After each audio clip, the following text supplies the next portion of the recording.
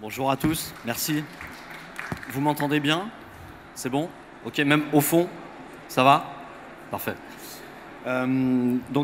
Juste avant de démarrer, quelques informations peut-être pour certains d'entre vous sur Talentsoft.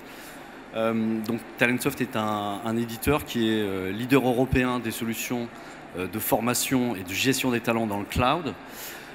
Européen, ça a du sens, en particulier pour nous tous aujourd'hui qui sommes réunis pour évoquer les enjeux de formation, puisque l'ensemble de notre R&D, des 200 développeurs qui travaillent en permanence à l'évolution et à l'innovation dans la plateforme, sont tous basés en Europe, à quelques kilomètres d'ici à Boulogne-Billancourt.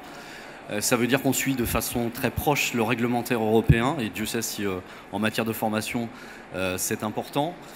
Je ne vais pas commenter plus avant les chiffres que vous voyez à l'écran, je pense qu'ils parlent d'eux-mêmes. Il faut savoir que l'entreprise a une croissance assez forte, de plus de 30% par an, qu'on est présent sur 4 continents et qu'on adresse l'ensemble des processus qui permettent finalement à un collaborateur de son entrée dans une organisation jusqu'à l'évolution de son parcours et la planification RH de façon macro dans l'entreprise. On adresse l'ensemble des processus que vous voyez à l'écran.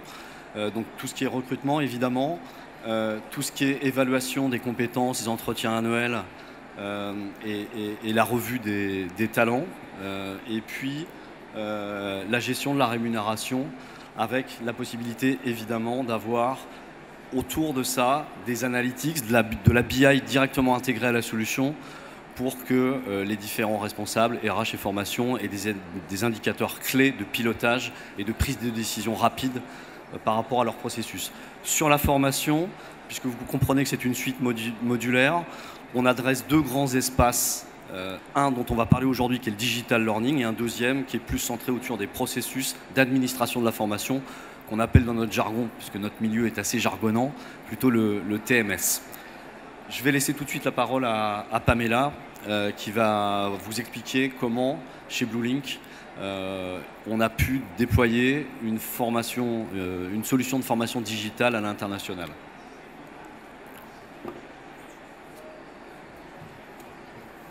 Alors, bonjour à tous. Vous m'entendez aussi? Au fond, ça va? Mais moi, je suis grande, alors. Alors bonjour, je m'appelle Pamela Ranfin, je suis donc chef de projet et formatrice chez Bluelink. Je vais vous expliquer rapidement, très rapidement en quelques mots, ce qu'est Bluelink pour que vous ayez un petit peu une idée de notre travail pour comprendre le projet qu'on a fait avec Talentsoft. Donc Bluelink est une filiale d'Air France. Nous avons été créés en 92 par Air France pour gérer la gestion relation client des clients Flying Blue qui s'appelait à l'époque Fréquence Plus. Donc ça fait 26 ans que nous existons. Nous avons 15 centres dans le monde, dont 4 centres en pur Bluelink et d'autres centres qui sont des centres partenaires. Donc il y a des centres Air France en pur, il y a des centres KLM, il y a des centres Bluelink, etc. Et vous l'aurez compris, nous devons former tous ces gens-là. Notre métier, pour résumer, c'est la relation client à distance. Donc nous avons été créés par Air France, mais nous gérons aussi d'autres clients. Nous avons, je vous ai mis un petit panel des clients partenaires avec lesquels nous travaillons. Nous avons 4 domaines qui sont l'aérien principalement, le tourisme, le luxe et la culture. Donc pour la culture, il y a des enseignes comme la Fondation Louis Vuitton par exemple. Nous avons aussi donc, le Club Med, Air Corsica, Transavia, Hop, etc. Toute la famille Air France KLM. Et nous gérons donc la relation client à distance, les réclamations, les réservations sur tous les médias. Facebook, Twitter, téléphone, Internet, chat, etc., etc. Donc si vous avez déjà contacté une de ces marques-là, par l'un de ces réseaux-là, vous avez eu un de nos conseillers clientèle qui a été formé, peut-être, par la plateforme Talentsoft, par les modules qui sont dans la plateforme Talentsoft, si c'était dernièrement. Voilà pour vous donner un petit peu un aperçu de qui nous sommes, ce qui va derrière me permettre d'expliquer ce que nous faisons. Alors, nous avons commencé à travailler avec Talentsoft été 2017. Je vais vous expliquer juste après sur quel projet nous avons commencé cette collaboration. L'objectif pour nous était de produire et de diffuser nos contenus en français et en anglais dans l'ensemble de nos centres, à l'ensemble de nos collaborateurs. Alors, ce que je vais appeler nos collaborateurs, ça va être, pour certains modules learning, ça va être tous les collaborateurs de l'entreprise, le conseiller clientèle, le manager, le comptable, le responsable marketing, etc. Et pour d'autres modules, je vais parler des conseillers clientèle au niveau de la cible pour que vous situiez un petit peu les types de projets. Simplement, certains modules sont des modules, ce qu'on va appeler des modules métiers, et nous devons donc former nos conseillers clientèle aux métiers qu'ils font tous les jours. Nous avons donc des centres partout dans le monde. L'idée est de gérer en 35 langues, 365 jours par an, 7 jours sur 7, 24 heures sur 24, la réponse pour nos clients. Ça ne veut pas dire que nous sommes ouverts 7 jours sur 7, 365 jours par an. Ça veut dire que selon où nos clients se trouvent dans le monde, nous sommes en capacité de leur répondre selon leur nationalité, selon le pays dans lequel ils se trouvent, etc. Cela veut donc dire que nous avons des conseillers et des employés à former partout dans le monde. Ce qui devient compliqué quand on parle de centaines de personnes ou de milliers de personnes. En termes de formation, clairement, ça commençait à devenir compliqué en tout cas.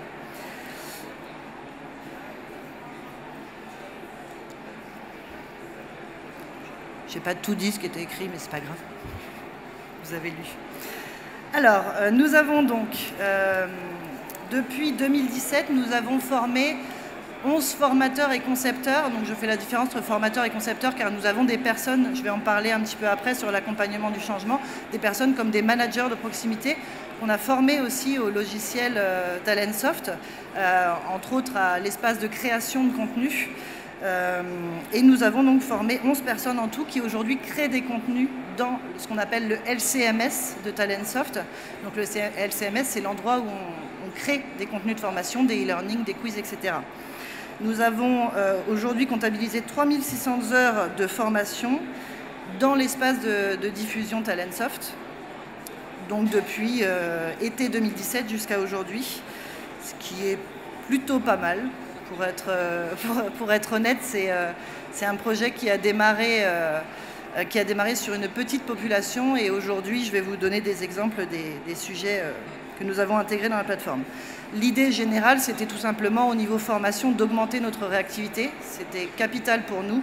Je pense que ça l'est aussi pour vous si vous êtes lié au département formation. C'est d'être plus réactif, c'est de former plus vite. C'est de former en même temps des personnes qui sont partout dans le monde. C'est de former en français et en anglais. Pour vous donner un exemple très simple, avant on avait des modules de formation en français et des modules de formation en anglais. Aujourd'hui, dans Talentsoft, un conseiller se connecte et il choisit simplement s'il veut passer le module en français et en anglais. Pour nous, c'est le même module que nous avons traduit via la plateforme. C'est beaucoup plus facile à gérer et cela nous permet d'éliminer certaines problématiques de langue, tout simplement parce qu'un conseiller clientèle au centre de Sydney n'est pas forcément quelqu'un qui va avoir la langue native anglaise, mais on a des Français natifs qui préfèrent passer les modules en français. Avant, quelqu'un qui était à Sydney passait tous les modules en anglais. Maintenant, avec Talentsoft, ils ont la possibilité de choisir du coup la langue.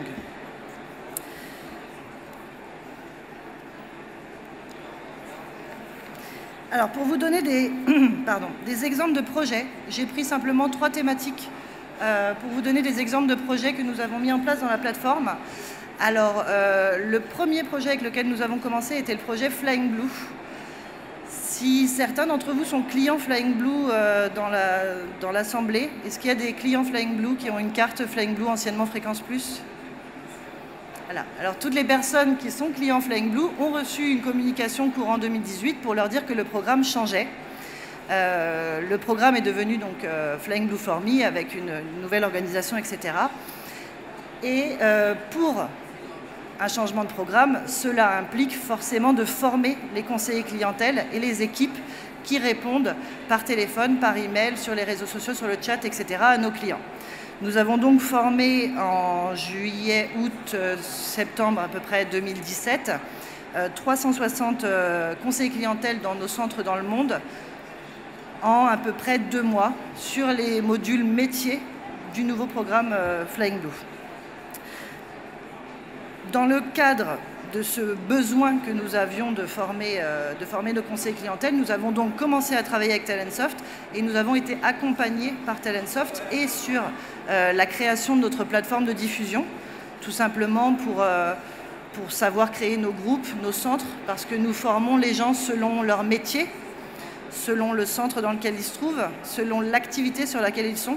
On ne va pas diffuser les mêmes modules de formation à quelqu'un qui est responsable paye au centre de Paris et quelqu'un qui est conseiller clientèle au centre de l'île Maurice. Tout simplement, quand il va ouvrir son LMS, sa plateforme de diffusion pour la première fois, le premier jour de son arrivée dans l'entreprise, il aura donc des modules qui lui seront attribués en fonction de son métier. C'est ça qu'on appelle créer la structure de l'espace de diffusion. C'est qu'il faut en fait définir les types de profils de personnes que vous allez former. Nous avons aussi été accompagnés sur tout simplement comment on crée un e-learning, comment on crée un quiz, comment on crée un parcours de formation, une session de formation. Est-ce qu'il faut plutôt créer plusieurs sessions ou une seule, etc. Donc nous avons été formés et nous le sommes toujours parce qu'on a plein de questions, on a plein d'envies, donc on est toujours accompagnés par les formateurs et par l'équipe Talentsoft. Et nous avons donc mis en place d'autres types de modules de manière complètement différente. Je vous ai mis un deuxième exemple pour les formations soft skills, donc tout ce qui est gestion relation client. Dans notre métier à nous, c'est tout simplement comment je prends un appel, comment je m'exprime, qu'est-ce que l'empathie, qu'est-ce que la reformulation, etc. Ça parle sûrement à certains d'entre vous dans vos métiers. Pour ces formations-là, nous avions déjà des modules existants dans une précédente plateforme LMS. Cette plateforme, nous ne l'avions qu'à Ivry, qu'à Paris, ce qui fait que nos conseillers à Sydney, à Strasbourg, à l'île Maurice ou à Prague ne les avaient pas. Aujourd'hui, nous avons tout simplement pris ces modules et on les a intégrés dans la plateforme Talentsoft pour les mettre à disposition de tout le monde. Et le troisième type de projet dont je voulais vous parler, c'est, je pense que beaucoup d'entre vous connaissent la GDPR. En mai 2018, nous avons donc intégré la GDPR pour tous nos collaborateurs, pour tous les employés Bluelink dans le groupe. Donc nous avons créé des modules de formation suivis d'un quiz. Pour le module prévention des fraudes, c'était également suivi d'une signature électronique, ce qui nous permet de savoir qui l'a passé, de faire des reportings, ce qui est aujourd'hui beaucoup plus simple pour nous à gérer que lorsque nous avions une plateforme LMS par centre, par ville, parfois même par activité. Voilà, donc ce sont les trois types de projets que je voulais évoquer qui ont été gérés de manière vraiment différente dans la plateforme. Quelques résultats sortis de la plateforme de diffusion là, il y a quelques jours. Aujourd'hui, nous avons formé plus de 3400 apprenants, tous modules confondus. Ça ne veut pas dire que nous avons formé 3400 apprenants sur un module, parce que tout le monde ne fait pas les mêmes modules de formation. Concernant la GDPR, j'ai pris cet exemple précisément. Nous avions un module GDPR qui s'est arrêté décembre 2018. Nous avons donc formé 2163 personnes entre avril et décembre. Et sur le module GDPR 2 qui a commencé fin décembre, nous avons aujourd'hui formé 60% des collaborateurs en 4 semaines via la plateforme LMS. Au niveau des retours utilisateurs, les retours apprenants sont plutôt positifs. C'est assez simple pour un apprenant. Il reçoit un lien le premier jour de son arrivée dans l'entreprise dans sa boîte mail. Il se connecte automatiquement en lien SSO sans mot de passe et il a directement les modules qu'il doit passer avec son temps de formation, etc., etc. Pour nous, administrateurs et formateurs, c'est assez simple de sortir des reportings une fois qu'on les a créés. Donc on a été aussi accompagnés pour créer nos reportings, pour comprendre comment ça marchait. Nous avons donc maintenant, en 2 clics, nous avons donc la possibilité de sortir les reportings sur les différents sujets lorsqu'un manager nous demande combien de personnes dans mon équipe ont été formées sur ce module.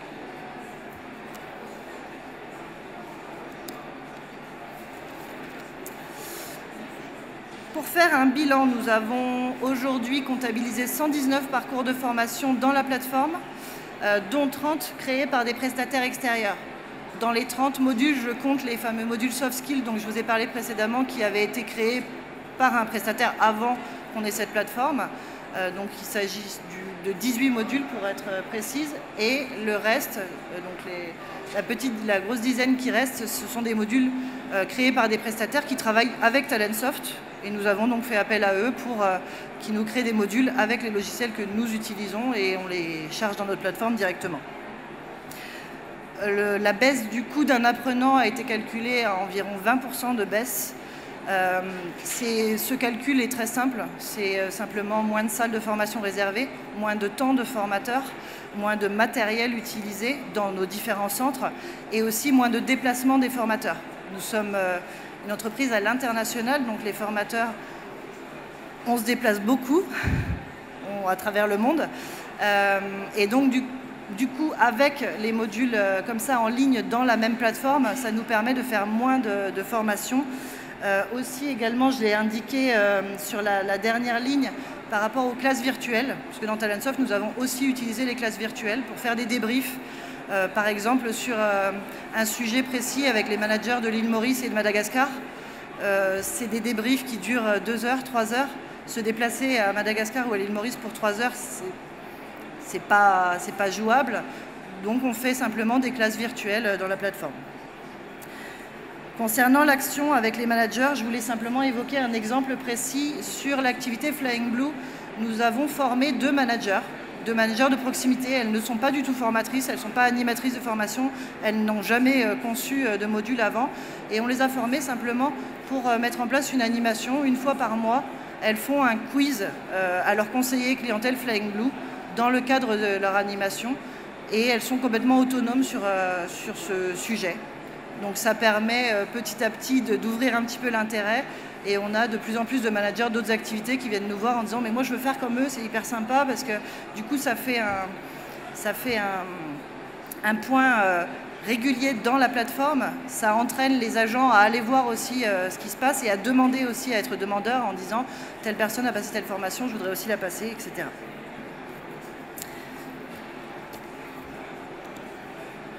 Alors, si on pouvait donner quelques bonnes pratiques, je dirais qu'il faut dessiner le plan de son LMS avant de commencer, donc de sa plateforme de diffusion, de son espace de diffusion. C'est très important de définir si vous avez plusieurs centres dans le monde comme nous, de définir les centres, de définir la langue principale de ce centre, de définir les groupes d'apprenants également. Nous avons défini par métier, mais également par fonction. C'est-à-dire que nous avons ce qu'on appelle les fonctions support, et nous avons les opérationnels, les personnes qui sont directement liées aux opérations. Donc pour certains modules, c'est vraiment spécifique à un métier. Pour d'autres modules, on va dire, on le fait passer à tous les opérationnels, quelle que soit l'activité sur laquelle ils sont. Qu'ils soient sur Club Med, sur Transavia, sur Hop, sur Air France, tous les opérationnels passent ce module. Par contre, certains modules vont être attribués uniquement à un conseiller clientèle qui est sur l'activité Transavia dans le centre de Prague. Et pour cela, il faut créer correctement sa plateforme de diffusion à la base pour pouvoir après, simplement, lorsque vous intégrez un nouveau module de formation, pour pouvoir tout simplement dire « Ok, ce module de formation, je veux qu'il soit pour tel centre, pour tel type de personne, pour tel type de métier, dans telle langue, etc. » Et lorsque l'on crée un nouveau profil automatiquement dans le système, le profil sait automatiquement quel e-learning il doit mettre sur la page de l'apprenant. Concernant les autres bonnes pratiques, je dirais que nous avons retenu également qu'il faut bien communiquer, qu'il faut clairement prendre soin du marketing, c'est important, c'est de l'accompagnement au changement. On est encore en train de travailler là-dessus en interne pour accompagner au changement et au niveau de nos managers de proximité pour qu'ils encouragent aussi l'utilisation de l'outil, de la montée en compétences aussi, de venir soi-même chercher la formation. Quand je parle d'accompagner le changement, ça touche vraiment tous les profils. Les formateurs, bien sûr, on est formés. Nous-mêmes, on a été formés, on a eu plusieurs sessions et on pose encore une fois des questions, comme je le disais. Les administrateurs, chez nous, c'est aussi les formateurs. Le manager sur son utilisation, lui, en tant qu'apprenant, bien sûr, mais aussi en tant que manager pour accompagner ses équipes. Et l'apprenant, c'est très basique. On a fait tout simplement un document PDF de 2 pages expliquant voilà, quand vous vous connectez, voilà ce que vous avez. Si vous avez tel message, il faut cliquer à tel endroit. À quoi ça sert, vers qui vous pouvez vous tourner si vous avez des questions. On a fait quelque chose de très basique. Et afin de favoriser l'expérience de l'apprenant, nous avons commencé, et c'est encore en travaux, un catalogue de formation.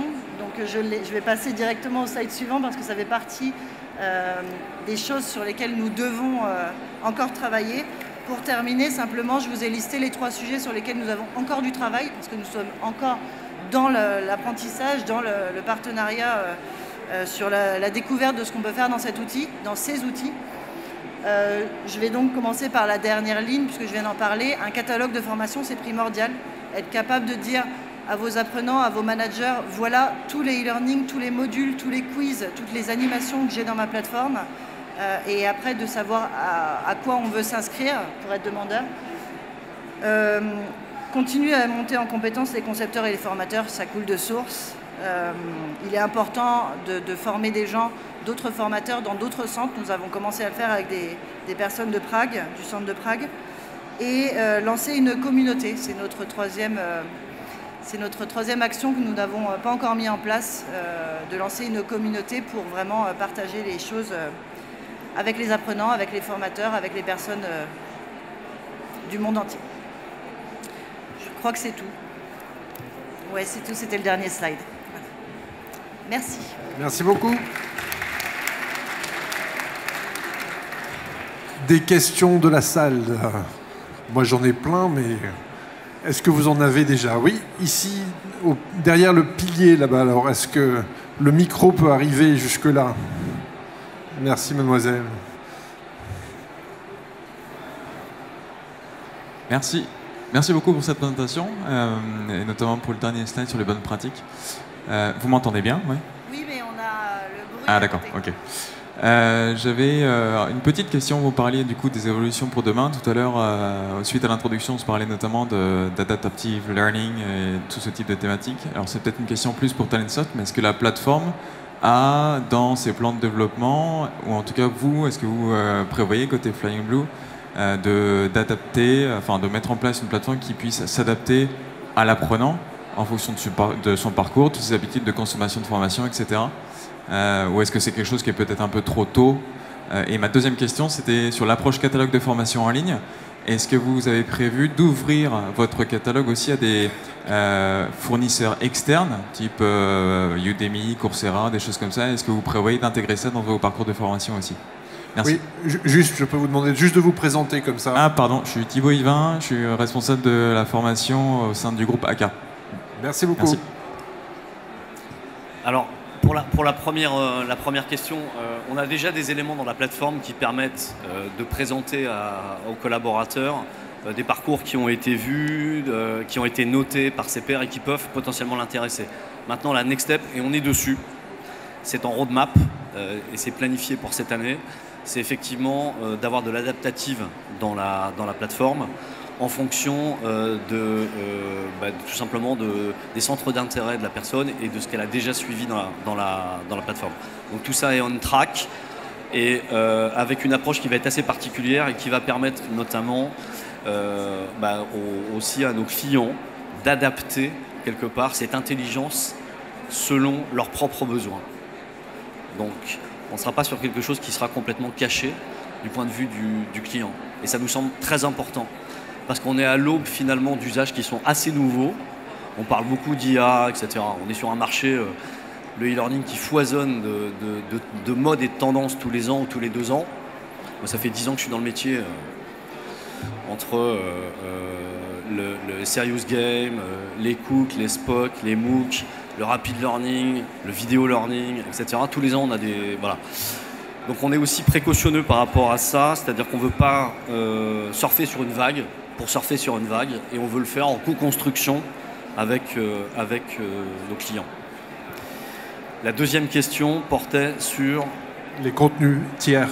Oui, alors on propose déjà une marketplace chez Talentsoft qui s'appelle Talentsoft Play, qui est un système assez particulier et intéressant pour nos clients, qui leur permet d'avoir des accès prépayés à un ensemble de contenus de providers qu'on a choisis, qui sont partenaires et avec lesquels on garantit une adéquation technologique complète avec notre solution. Et dans cet écosystème de partenaires, il y a des gens qui sont présents ici. Je pense à Vodéclic, sur les contenus bureautiques, à Xos Learning, à la Segos évidemment, sur les langues, à GoFluent qui, je crois, est juste à côté. Donc ça fonctionne de façon assez simple, avec une marketplace qui est ouverte, sur laquelle les clients peuvent souscrire à un pack. Il y a différents packs. Et ensuite, on injecte les contenus sont directement injectés dans la plateforme, ce qui permet de nourrir la plateforme, en plus de contenus sur mesure, tels que ceux qui ont été évoqués par Pamela dans des stratégies d'entreprise, des contenus tiers qui ont du sens. Et évidemment, notre catalogue a vocation à s'étendre. Merci beaucoup. Est-ce qu'il y a une autre question de la salle ? Le temps que ça vienne, moi, Pamela, j'ai une question pour vous. Donc, on parle d'un déploiement international. Quels sont les freins ou les points sur lesquels vous avez dû agir et qui sont caractéristiques d'un déploiement international? La difficulté peut-être de créer des contenus transnationaux, transculturels, est-ce que c'en est une? Le fait de devoir traduire les modules, le fait d'impliquer des formateurs de nationalités différentes, comment vous avez vécu ça? Non, je dirais que le frein principal que nous avons, c'est l'organisation qu'on avait avant, en fait. Parce que quand quelque chose est déjà en place, c'est très compliqué de le casser, de le transformer. Comme je l'ai expliqué, il y avait des plateformes LMS dans différents centres, il y avait des créateurs de contenu dans différents centres avec différents logiciels. Aujourd'hui, il y a certains logiciels qu'on a gardés, qu'on utilise encore parce qu'on crée d'autres contenus différents et on les intègre après dans la plateforme. Notre plus grande, je dirais, problématique, elle est plutôt là, le changement, la conduite du changement, parce que les modules bilingues, ça nous a simplifié la vie, on le faisait déjà de traduire des modules. Le fait de créer des contenus pour les différents centres, les différentes activités, les différentes cultures, on le faisait déjà, donc c'est vraiment plutôt la conduite du changement notre plus grosse difficulté. Alors, justement, les concepteurs, donc, qui sont des formateurs, est-ce que ce sont des concepteurs qui travaillent ensemble sur un même parcours, sur un même contenu, ou est-ce que chacun a son propre rôle sur tel ou tel contenu et ne cherche pas nécessairement une adaptation culturelle au pays ou à la langue? Alors, concernant les adaptations culturelles, nous mettons en place, nous avons déjà fait des modules spécialement pour les cultures du monde. Parce que le mot d'ordre de Bluelink, c'est de mélanger les cultures du monde avec les cultures de nos marques. De faire vraiment ce mix entre les deux. Donc concernant les cultures, on va s'adapter par exemple à un module de formation pour un apprenant parisien ou strasbourgeois ne va pas être exactement pareil qu'un module pour un Mauricien ou pour un Coréen à Sydney. Clairement, nous avons parfois besoin de rajouter des modules en amont pour expliquer tout simplement la culture française. Si je suis coréen et que je travaille à Sydney pour Air France, j'ai besoin de plus d'informations que si je suis français et que je connais bien la marque Air France, la France, les régions, les départements, etc. Donc on va plutôt rajouter des modules pour d'autres cultures. Et j'ai oublié le début de votre question. Non, mais juste pour... peut-être, est-ce qu'il y a d'autres questions de la salle qui ont émergé? Non, mais je pense que vous avez répondu à la question, mais moi je voudrais souligner un point aussi qui m'a paru très intéressant, c'est l'implication du management par la création de quiz, si j'ai bien compris. Donc vous pouvez nous en dire un peu plus, parce qu'il y a deux dimensions. Un, l'implication dans la stratégie de formation, et deux, la capacité à produire du contenu de façon autonome, en local. Et la troisième question, c'est comment vous suivez cette production, et est-ce que vous mesurez derrière ce qui est fait, ce qui est partagé ou pas? Alors, au niveau de la création de ces quiz, ça a été une demande, tout simplement, de certains managers qui ont dit moi j'aimerais bien animer, j'aimerais bien faire des quiz régulièrement sur justement le programme Flying Blue, le fait que le programme ait changé. On a besoin de gérer nos équipes tous les mois avec des animations pour les procédures de traitement, pour le produit, etc. Donc ils ont été demandeurs. Il y a donc 2 personnes qui ont été formées au départ. Pour être complètement transparente, au départ, on les a bien sûr accompagnées, elles avaient beaucoup de questions, elles venaient travailler avec les formateurs. Maintenant, elles font leurs exports, elles font leurs quiz et nous, on regarde, on dit tiens, il y a un nouveau quiz qui est sorti. C'est quelque chose dont on ne s'occupe plus parce qu'elles sont maintenant autonomes.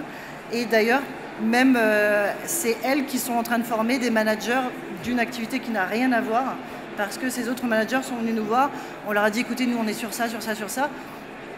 Et la personne en question a dit mais pas de problème, moi je leur montre, c'est facile. Et en fait, du coup, ils sont en train de se former entre eux. Pour nous, c'est très avantageux dans le sens où c'est pas compliqué de créer un quiz. Une fois qu'on a compris la structure, qu'on a créé son masque de quiz, il n'y a plus qu'à reproduire chaque mois en changeant les questions, en changeant les visuels. Mais c'est à peu près toujours la même structure. Donc une fois qu'ils ont compris comment ça fonctionnait, c'est vraiment assez simple d'utilisation. Et quelle est l'exploitation qui est faite des résultats de ces quiz par les managers et ou par le service en formation? Alors, ça va dépendre des modules. Il y a certains modules pour lesquels on ne va pas forcément chercher de résultats. Sur tout ce qui est GDPR, fraude, ce sont des sujets effectivement un peu touchy. Donc, on va sortir des reportings automatiquement. On envoie à certaines personnes qu'on a listées. On leur envoie une... Alors là, je ne sais plus si c'est une fois par semaine ou une fois tous les 15 jours. Ce sont des reportings qui sont déjà prêts et qui sont générés automatiquement. Concernant les quiz, c'est le manager qui va lui-même regarder. Il ne va pas forcément faire un export, il va lui-même regarder. Ok, j'en suis à une semaine sur le quiz du mois de décembre. Combien j'ai de conseillers qui l'ont passé? Il va faire des relances via la plateforme. C'est des mails automatiques qui sont faits, qui peuvent être préparés ou qui peuvent être simplement tapés à la main et envoyés à toutes les personnes inscrites à ce module qui ne l'ont pas encore passé. C'est que des paramétrages. Ok, merci beaucoup. Une dernière question de la salle? Non? Philippe, j'ai juste un commentaire. Oui, vas-y. Je voulais juste ajouter un éclairage qui est l'éclairage de l'éditeur sur des projets de ce type-là. Ce qui est important, je pense que Pamela a dressé pas mal des bonnes pratiques en vigueur que nous on constate chez l'ensemble des clients avec lesquels on travaille. Je voulais juste rajouter une chose parce que on a 1500 clients aujourd'hui et donc on rencontre beaucoup d'entreprises. Parfois pour des projets qui sont des projets naissants, de mise en œuvre d'une plateforme pour la première fois, en France ou à l'international, et parfois des projets de remplacement. Parmi les bonnes pratiques, donc on a cité l'implication des managers, la communication, l'accompagnement au changement. Il y a aussi une chose qui est très importante, que ce soit pour un déploiement en France, mais encore plus à l'international, c'est aussi la stratégie pédagogique. Et c'est vraiment qu'est-ce que vous allez faire des contenus, quelle vision vous avez, quel parcours de formation vous voulez déployer sur un plan à 12 ou 24 mois. Souvent, on se rend compte que certains projets de choix se résument à choisir une plateforme. C'est voir les choses de façon un peu trop étriquée à nos yeux. Il y a beaucoup d'échecs de projets qui résident dans cette absence, en tout cas qui sont liés à cette absence de vision sur la stratégie pédagogique. Ce qui veut dire qu'il faut avoir une réflexion sur ce sujet-là, alors peut-être se faire conseiller, et qu'une fois qu'on a cette vision-là et qu'on sait quel projet pédagogique on va porter auprès de quelle population, avec quel type d'ingénierie pédagogique, à ce moment-là, il faut effectivement, dans le choix de la solution, bien s'assurer que le partenaire qu'on va choisir va être capable de vous accompagner sur l'ensemble des modalités que vous avez envisagées, quelles qu'elles soient. Tout à l'heure, Philippe en a évoqué, du rapid learning, vidéo learning, du m-learning, le mobile aussi, dans certains cas, notamment pour des sociétés pour lesquelles tous les collaborateurs n'ont pas forcément accès à un ordinateur. Voilà, en tout cas, c'est des sujets qui sont importants et in fine, évidemment, est-ce que la solution permet d'adresser le multilingue aussi bien dans le front apprenant qui est la plateforme LMS, mais aussi dans, et on l'a vu avec Pamela, la capacité de la solution en création à industrialiser le multilingue et le multiculturel.